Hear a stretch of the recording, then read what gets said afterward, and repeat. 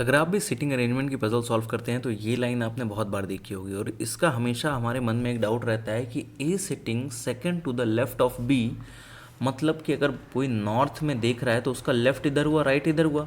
अब बी के लेफ्ट में, तो बी के लेफ्ट में सेकंड पे ए बैठा हुआ है, तो इसमें क्या सही होगा? सेकंड पे बैठा है तो दो लोगों के बाद ए आएगा, या फिर बी अगर ऐसे बैठा है तो एक आदमी के बाद ए आएगा। अब इन दोनों में से कौन सा सही है? आइए इसको ऐसे समझते हैं कि मान लीजिए आप अगर बैठे हुए हैं और लाइन से 4-5 चेयर्स रखी हुई हैं, उसमें लोग बैठे हुए हैं, तो कोई आपसे अगर बोलता है कि आपके लेफ्ट से दूसरे नंबर पे एक आदमी बैठा है, तो आप क्या सोचेंगे? दो लोगों के बाद बैठा है या फिर एक छोड़ के अगले वाला ही बैठा हुआ है? कौन सा? दूसरा वाला सही होगा।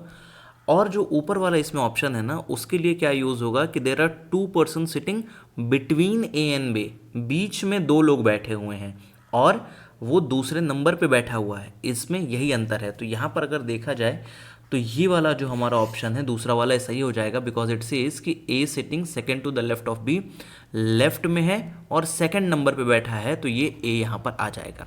इसी तरीके से आप दूसरे एक यहाँ पे मैं लिख रहा हूँ, इसका आंसर आप कमेंट में बताएंगे। X sitting fifth to the right of F, बीच में स्टार स्टार करके ऑप्शन करके मार्क कर दीजिएगा। ऐसे ही शॉर्ट टिप्स एंड ट्रिक्स के लिए फॉलो करिए द बैंक लाइट।